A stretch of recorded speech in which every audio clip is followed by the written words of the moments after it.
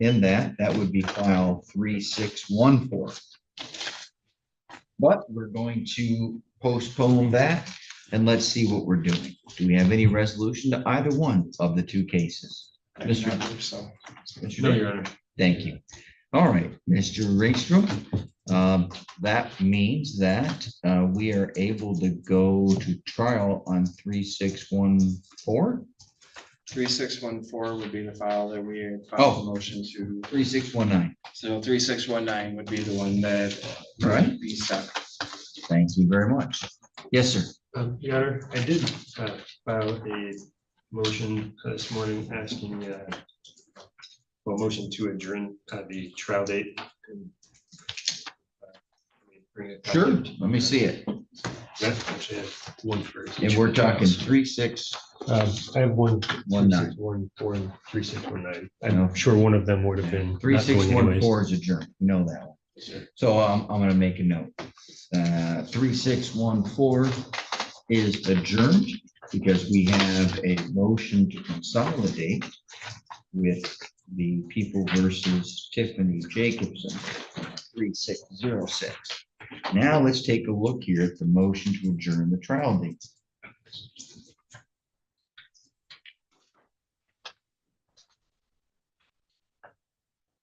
All right, I'm thumbing through the file looking for some information, and I've come across the prosecutor's objection to the defendant's second discovery request. Was that ever set for a hearing? That was filed there on June 23rd. It was never set for a hearing, Your Honor. Okay. At the time, the objection in there informed Mr. Dick that if he had any specific objections going forward, we can go and argue this motion, but he has not said anything about Okay. any issue with discovery. All right, so I don't need to address anything there. There is, I assume the court had noticed there should be a prosecutor's motion to quash its name on defendant's witness list. Yeah, I got that. We'll deal with that in just a second. All right. So I'm going to take a moment here as I continue to review the defendant's motion to adjourn the trial date. Transcript, we dealt with this a little while ago with the person who left and said they were going to do it, but of course failed to do it, never did it. You know whether or not Linda was supposed to assign I don't those know to somebody who else. got hers. I know I got quite a few of them yesterday. All right, we'll look into the transcript for this one. So, Your Honor, Yeah. I did speak with Heather in the district court office this morning, and I guess she has been assigned. Oh, okay, and then she has been assigned. All right, Okay. all right, so thank you. What, besides just getting the transcript for testimony and cross-examination, is there some other reason, any other motion that would come out of the transcript? Did you handle the probable cause, I'm sorry, the preliminary exam? I did, Your Honor. Okay. Yes. So is there something in there that you think is necessary for a motion? So the only other thing, your scheduling order, Your Honor, says that the witness list has to be filed at least 28 days before the trial date, and only it can be amended with report. So there's potentially additional witnesses that might have been mentioned in there that I don't have their names at the present. Okay. So I would need that to add. All right. Well, that I can always do a workaround and get you a recording of it and allow you to have access to that while they're still preparing the transcript. All right, so the next question here is, there's something here, you're requesting to complete DNA testing of evidence. What evidence needs to be tested for DNA? So, Your Honor, the DNA evidence would be a urine sample. Okay, And and she's got a charge here of possession. yes, So among other was there, things. hold on a second, Mr. Rickster, why don't you tell me what the nature of the possession is? For this file, actually, we have her on delivery of, not the controls of delivery Okay, manufacturing. hold on. I thought I was looking at.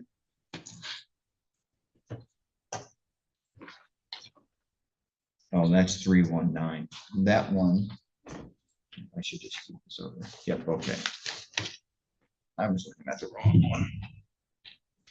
All right. So we've got a delivery, an R&O, and contraband into the jail, and then a tampering with evidence. So where does urine come in? Is the allegation that she swallowed it and then that's why you need pee? The allegations would consist of, I believe, I don't want to speak for Mr. Dick, but I believe where he is coming from is urine samples that were taken from other inmates in the jail that had said that she had delivered meth to her. There was a urine sample that was done. I don't think that we have any more urine samples. I'm not exactly sure which he's talking about as far as it goes, because we had a blood draw. So what urine samples? So they would have been the initial drug test at the jail, Your Honor. So do you know if they kept the urine? I'm not 100% sure at this point in time, Your Honor. I was going to ask the court. I do not believe they kept Your that. Honor. So So do the people intend to offer any evidence We do of not. urine tests? No, Your Honor, we do not. Are there blood tests from these individuals? There was blood tests that were done, a blood draw was done at the hospital, and then they were there. We had it tested, and I'm trying to come up with a chain of custody. I thought that they destroyed it afterwards, but I'm not sure. Hold on. Let me see if I can catch this correctly. The alleged delivery occurred allegedly in the jail. Yes, And some of the witnesses that the people have listed must be the other inmates. yes, sir. And those other inmates may have tested positive for methamphetamine, Yes, correct? sir. And that would be used to corroborate whether or not they did or didn't, or whatever their testimony is, whether or not they received it from the defendant allegedly. Yes, sir. Okay, and so was there P tests done? Originally, my understanding was there were P tests that were done, but based off of the P tests, they wanted going to get the blood samples. So it's the same thing as a preliminary breath test. So they then went and got a blood draw, and those blood draws allegedly report that they had methamphetamine or didn't have it in their system. Yes, Either sir. one of the two. All Yes, right. sir. So, I can make the connection. yeah, go ahead. Your Honor, so the one of the allegations that kind of sparked this whole issue was that there was urine given by one of the inmates to my client to like circumvent a drug test. Right. The drug test that was taken came back dirty. Okay. And the urine sample, if you were Was it the urine sample from her allegedly? the alleged urine sample? So someone else in the jail allegedly gave her urine that she could use to circumvent the test. Yes, Your Honor. And that alleged urine was tested positive anyways. Right? Yes, Your Honor. That's Okay. so All right, so you want to determine the DNA of this urine, yes. of that urine, not the other urine. And the unit, the small bottle that's in, I believe is labeled present people's exhibit 4, that had the means of giving the urine to my client. Is she charged with testing positive? No, Your Honor. However, Okay, if this urine that tested positive is the same urine that was in this bottle, it would provide at least some reasonable doubt that my client had supplied. How does it apply reasonable doubt? If Well- that witness, do you know who gave her, do you know who allegedly gave her the urine? Yes, All right, so you can ask that person if they gave her the urine. yes, And do we know what have they been asked that question? yes, And do they admit it? yes. However, Okay, they also had said that they had never tested positive, or should not have tested positive because they hadn't taken anything before receiving the methamphetamine from the client.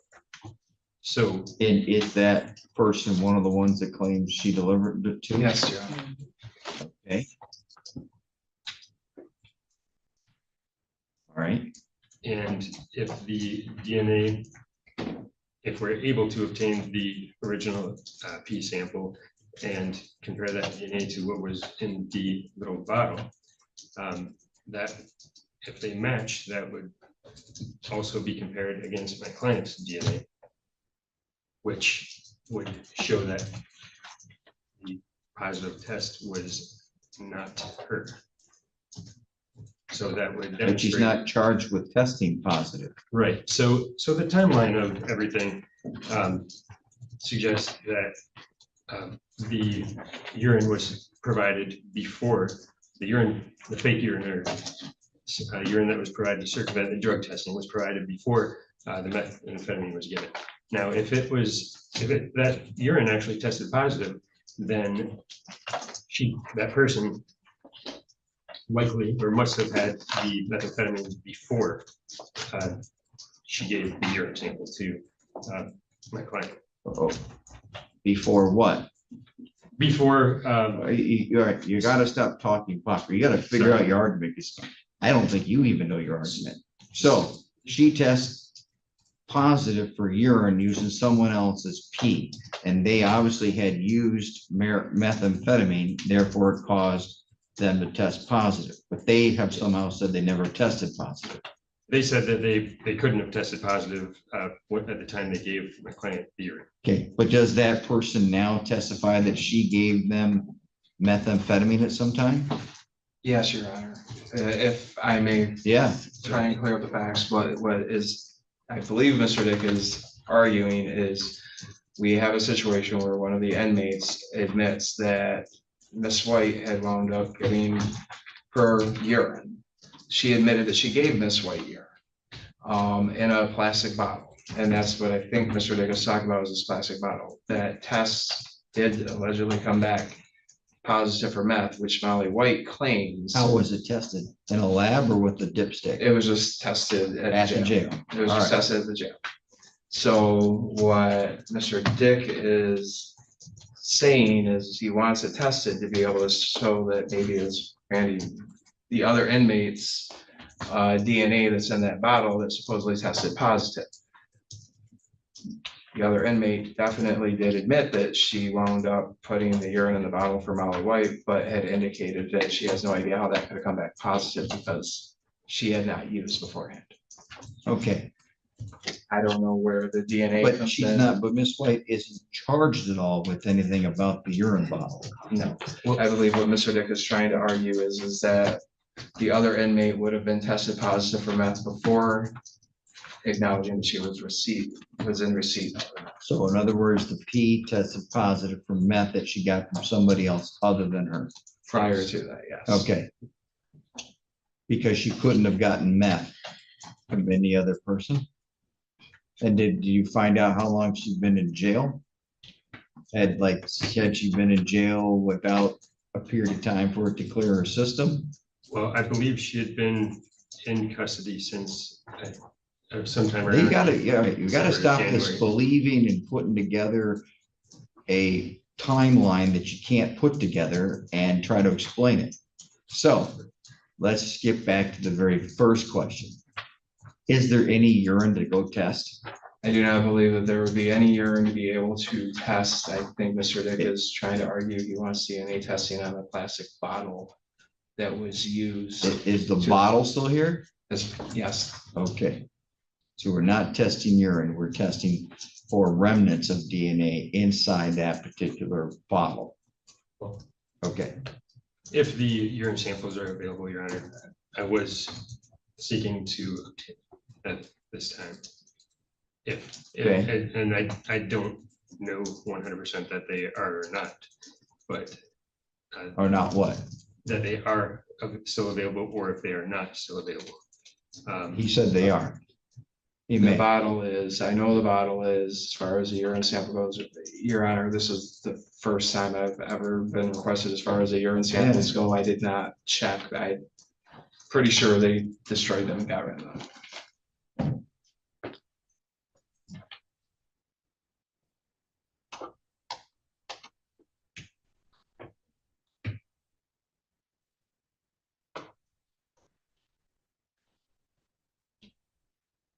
If it does matter, I could go back and check with the jail right now as far as it. you all can file, you all can set this for a hearing, and you're gonna set it sometime next week. Okay.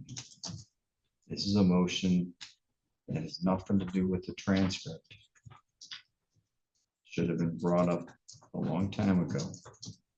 And I'm gonna tell you, you better in your motion, or if you want to redo yours, you better give me a timeline that tells me when all these people were inside the jail.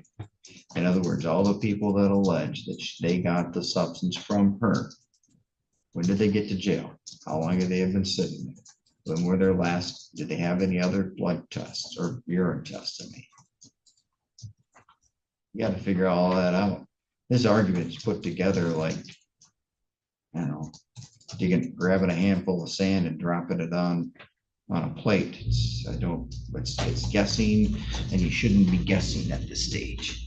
So I'm not going to adjourn any trial until I have a motion or give me a reason for it. So far, I don't have necessarily a reason for it. Plus, this is not set for a hearing today. So you guys can deal with that, file it and get it on the docket. All right, so now I've got to deal with Mr. Ringstrom. We have to deal with Mr. Ringstrom's motion. Mr. Ringstrom, you were listed on a witness list in file 3619. That's the same file we were just talking about. Is that right? I was also listed on the other file as well, Your Honor. All right. Why is he listed as a witness? It was because of something that happened during the preliminary exam, Your Honor. What happened during the prelim? I had called a witness that the people had subpoenaed to testify on our behalf. And, Okay.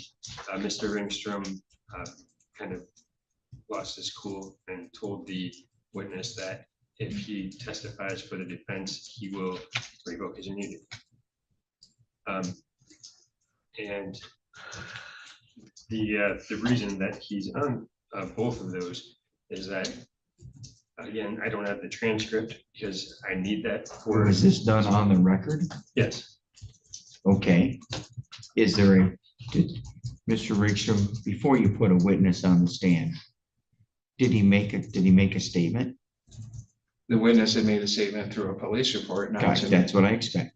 So during the prelim, did he start to change his story or something, or not testify consistently? As far as I know, no, he was going to testify consistently as to what his police report was. So what is the issue with him saying if he doesn't testify according to his statement?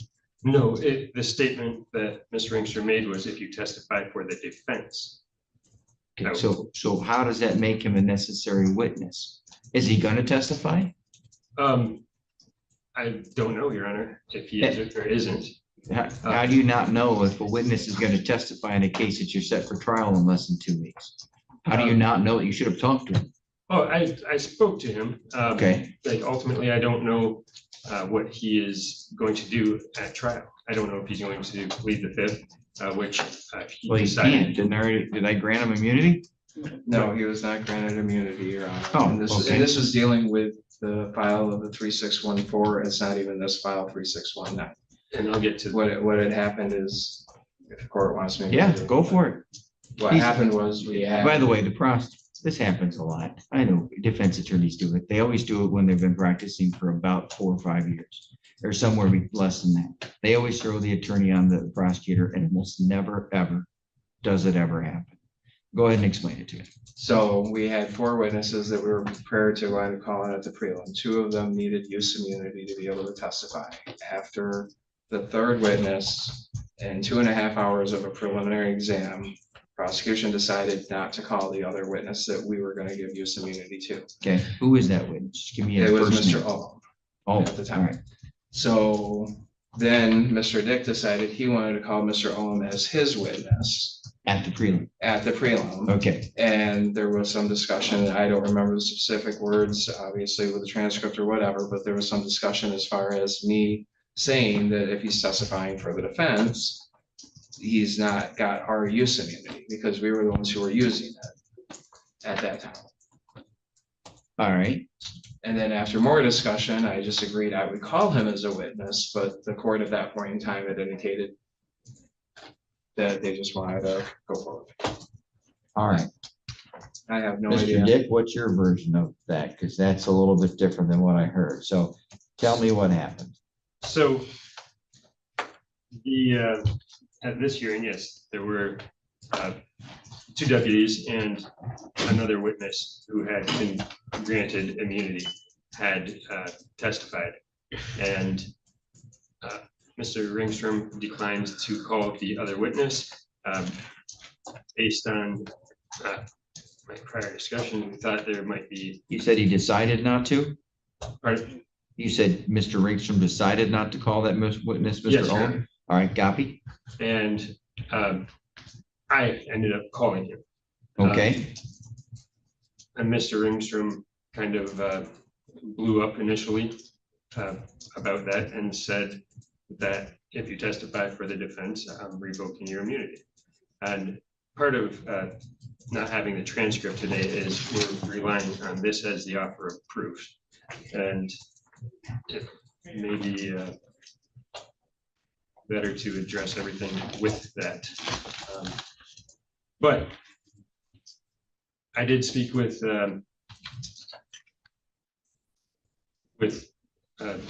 this witness, and I do not ultimately know if he's going to testify or plead the fifth or what he's going to do here.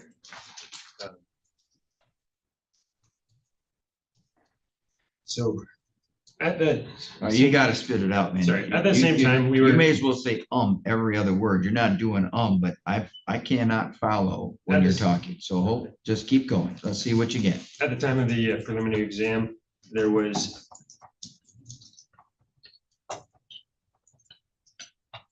again, I'm saying I believe, Your Honor, because I do not have the record, or the transcript of the record. All There, right, so let's, yes, there was a signed order for use immunity that was in the file. And it dealt with Mr. Owen. That order says, I'm sorry, is in response to a motion for immunity, or an application for use immunity. By the way,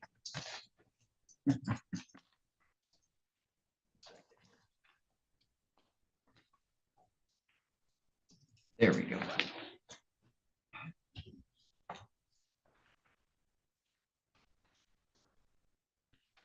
It's in the file, but it's not even signed by the judge. It's not because he did not testify, so therefore the judge did not sign it. The judge was going to have him come up if I were to call him to sign the use of it. Yeah. So hold on.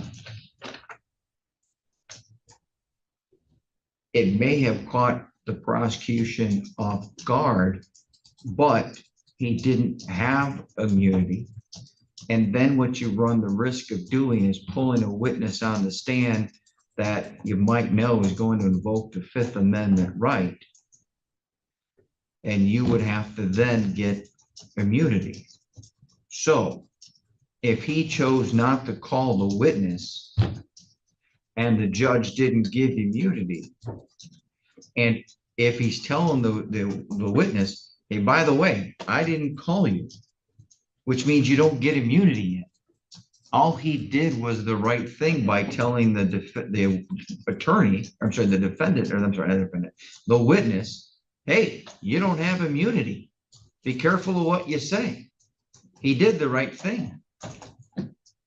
Now, if he testifies and you all want to get him immunity, fine. But how is that even relevant? Let's do it that way. How is what he said to Mr. Owen relevant? Because you don't know if he's going to test. Are you going to call him, right? That's the intent. Okay, Mr. Ringstrom, are you going to call him? I would probably want to call him if there was a trial, yes. All right, so you're going to want an order of immunity. I would give him the use of immunity, yes. Okay. And then what would, so he's going to put the witness on the stand. The witness is going to say A, B, and C. Then you're going to get up and you're going to either challenge him and say, well, that's not what you told the other people or whatever. That's fine. That's prior inconsistent statements. Got that. Then you're going to challenge him to say, what? His credibility because of what he said to him? No. All right. How would you use this? How is it relevant under 401? How is it relevant to make a element of defense more or less probable? Well, it would make it more or less probable that Mr. Owen was threatened or felt threatened by the statement. How do you know if he felt threatened? Right. But what does that matter? How does that go against his credibility? Well, it weighs against his credibility because it actually has an influence now of how he is testifying, or if he chooses not to testify. If I give him an order of immunity, he can't choose not to. Understood. So there goes that one.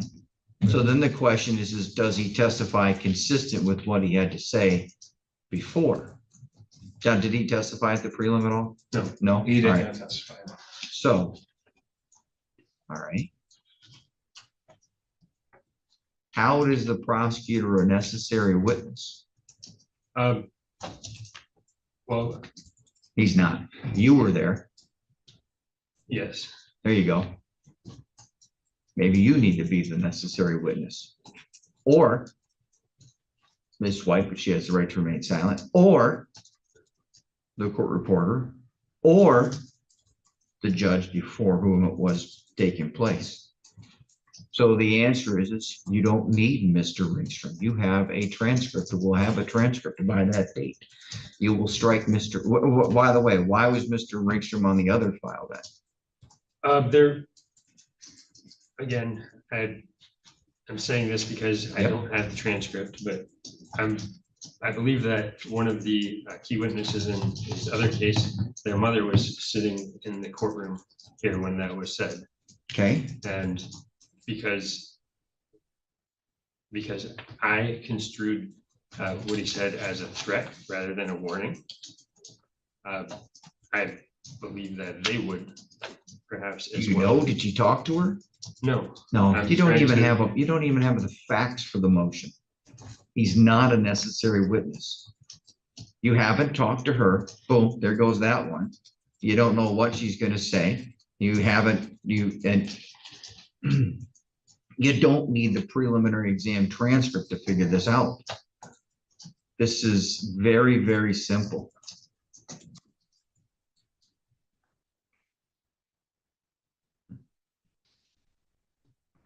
You will get the transcript. I'm going to expedite it and I'll get it to you by the middle of next week. And if I have to work with a court reporter or a different court reporter to get it done, we'll get it done. Now, as for that, you're also going to set the other part for a hearing. And you're going to explain to me a lot better than anybody has done today as to how it's relevant to have a test of DNA of pee into a bottle. Sounds like at best, you're going to say that one, the person lied and didn't know how it should have tested positive, or two, that she peed into that cup before the time and date which she says she received the methamphetamine from, allegedly, Miss White. Now, if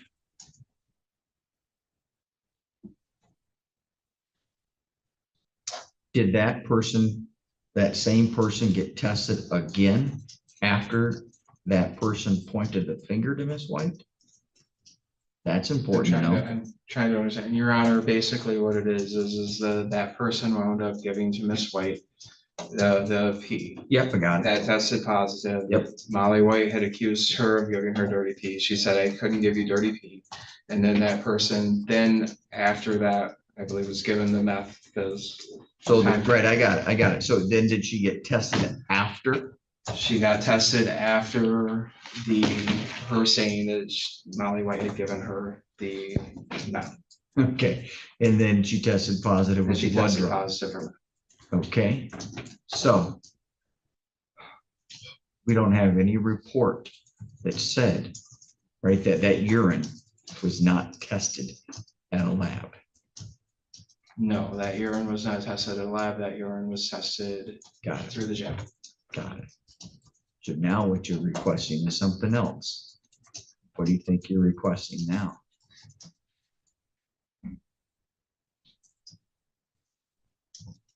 Well, the, One here, if I were, well, I hate to say this is tough because these motions are kind of tough because I end up telling you all what I think you're missing. And I tell you what I would do. Now that's the problem. But here's what I would hold your feet to the fire on. What are the nanogram levels? That's what you want tested. The DNA is not necessarily the information you're looking for. That might be to help tie it to the person who says, yes, that was my pee. But you're looking at nanogram levels, because if the nanogram level in that blood, and if that blood was done a week later or 2 weeks later from the whole pee fiasco, there goes that argument. So you all put this together a lot better than you did today. We'll deal with that then. As of right now, the case stands, it remains on the trial docket. All right. And so far, I'm gonna strike Mr. Ringstrom as a witness, but he is not a necessary witness. If, for instance, let's say Mr. Ringstrom had talked to a witness, Mr. Ringstrom, if he was the only one present, now he's a necessary witness. If he does it with a law enforcement officer, he's no longer necessary. You can call the law enforcement officer. So here you had a room of people. He's not a necessary witness. If she feels intimidated, that's a question you can ask her. Did you feel intimidated? But then he's going to put out a transcript of whatever was said or a recording and play the recording, and then the jury's going to make a determination if that was reasonably to feel intimidated. I'm going to tell you, often you end up putting the word intimidated in people's mouths. But because I deal with that a lot when I deal with personal protection orders. I was harassed. Well, what do you mean by harassed? And they tell me, I'm like, well, that's not the definition of harassment in the law. Anyways, you guys can set this for a motion. I'm going to go find somebody to put this thing in the transcript request line ASAP. All right. So we have nothing resolved today. This case, well, 3619 goes to trial unless we make a change next week. I'm getting tired of adjourning trials. So, all right. Thank you very much. Your Honor, this trial was set for 2 days based off of the preliminary exam, the length of the preliminary exam and the witnesses. I think that we probably are going to need 3 days.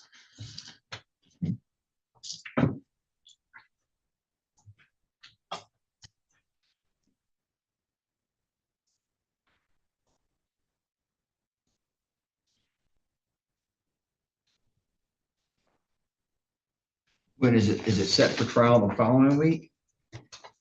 It's set for trial September 8th. Tonight? Yeah. All right. So we got a couple weeks. Yeah. At least 3 weeks, almost 2.5, 3 weeks. Oh, we got plenty of time. We do. Oh my gosh, yes. People are ready for trial. All right, thank you very much.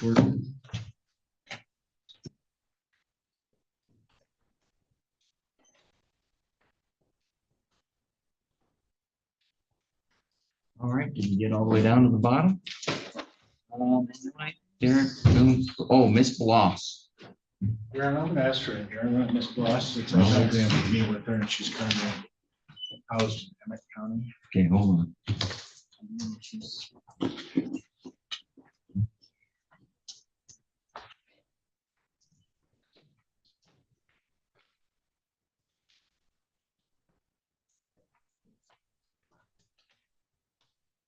So we're going to take up this file, people in the state of Michigan versus Andrea Bloss. This is file 25-3607.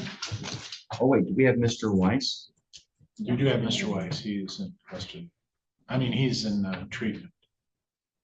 That's the guy we saw He's waiting earlier. on him, so. Yeah, he's in.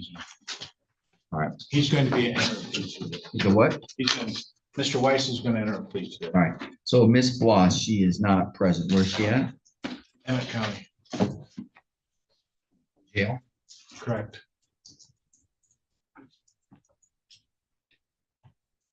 She's on a parole hold, she won't be released except to be transported here. She was picked up yesterday and they weren't able to go out and get her today, for today.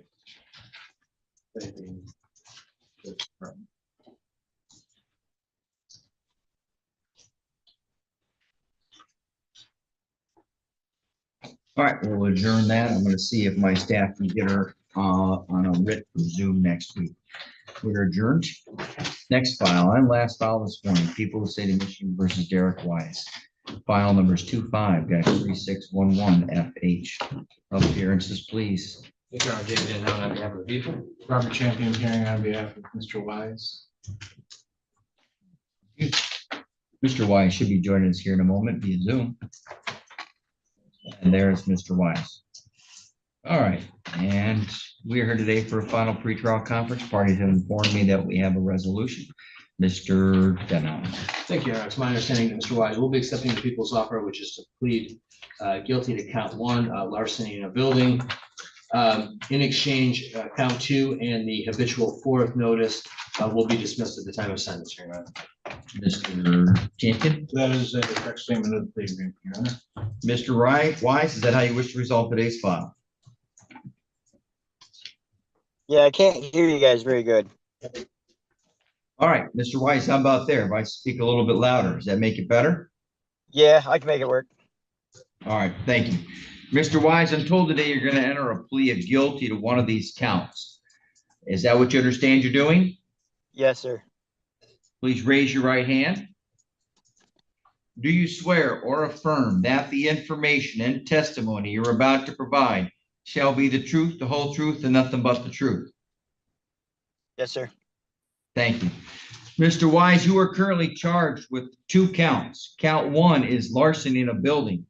That is a felony punishable by up to 4 years and or up to $5,000.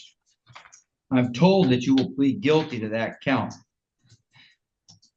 Now, there's also a 4th habitual felony offender enhancement that could, within the discretion of the court, increase that maximum punishment from up to 4 years to up to 15 years.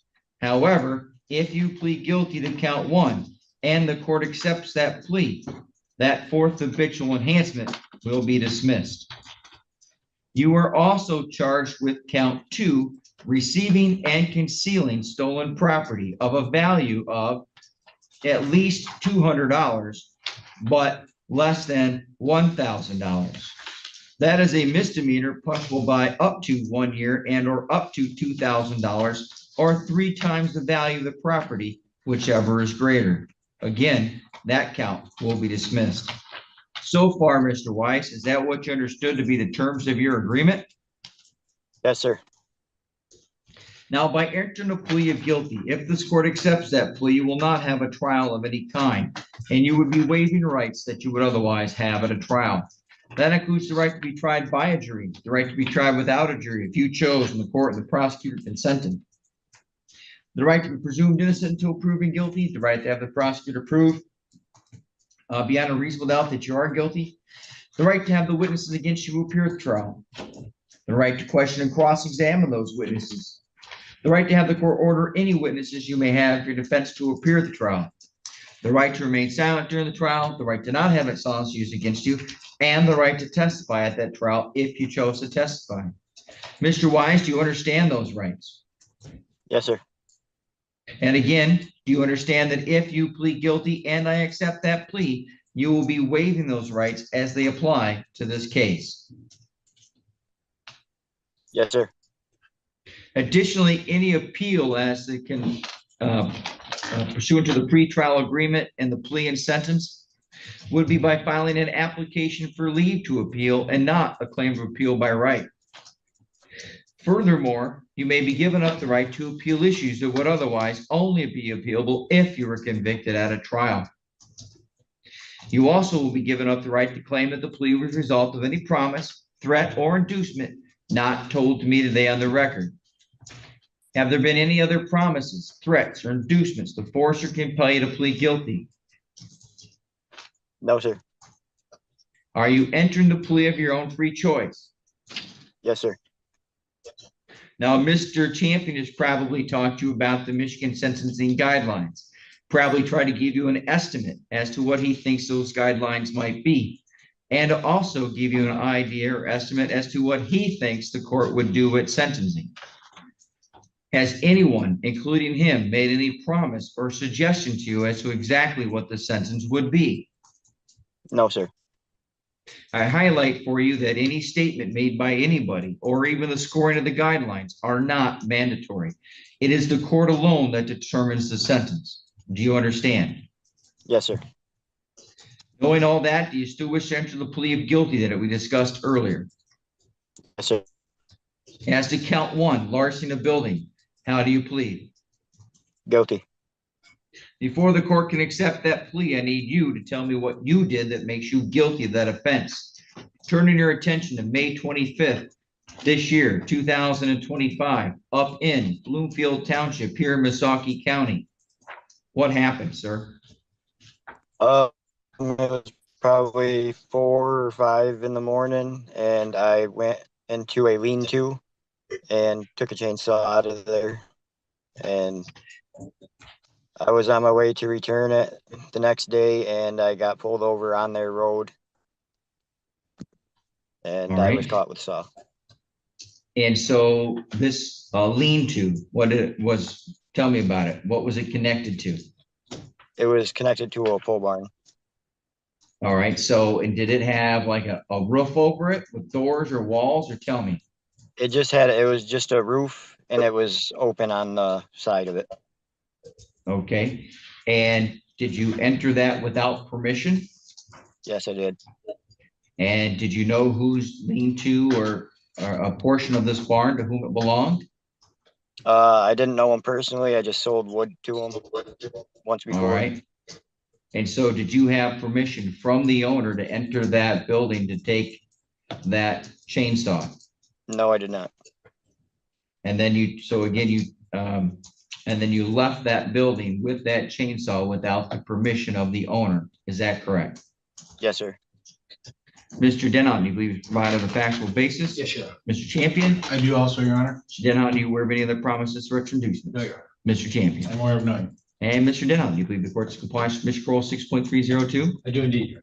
Mr. Champion? I believe the court has, Your Honor. Thank you. The court agrees and finds the defendant's plea today is made freely, knowingly, and voluntarily. The court further finds the testimony provided by the defendant under oath on the record satisfies the elements for count one. Therefore, he is found guilty of that count.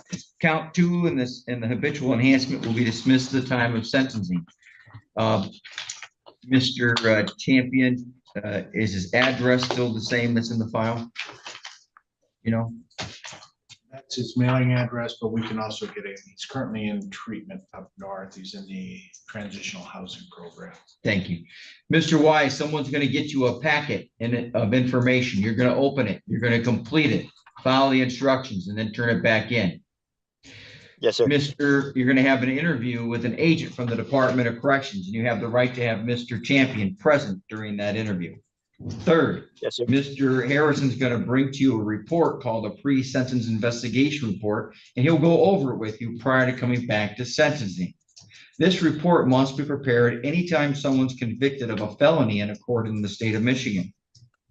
This report will describe the offense, the pretrial agreement, statements or information you make or provide while preparing this report, as well as a report on prior criminal history, your performance on bond, your performance on probation. It will include a scoring of the guidelines, which again is not mandatory, and it will make a recommendation as to the sentence. Please keep in mind that it is merely a recommendation, as it is the court alone that determines the sentence. Do you understand, Mr. Wise? Yes, sir. Do you have any questions, sir, about what we have done today? No, sir. Thank you very much. Bond hereby continues. If we need to extend the sentence to help coordinate with his treatment, of course, the court will do so. Thank you. Thank you. We are adjourned. Thank you, sir. Thank you. You understand that Emmett is now on. They went Yes. off now. Okay, thank you. Who Trying was? to email back and forth with one of the agents to get Emmett jailed to zoom in. Oh, Right as they zoomed in, I heard Judge well, adjourn the case, so it's, yeah. I'm gonna ask Nicole to work on getting that done to get her on the docket sometime next week. Is that the, give me a packet and I'll get it. Yep. Thank you. Mr. Weiss, you're good to go. Okay, thank you. Yes, sir. Thank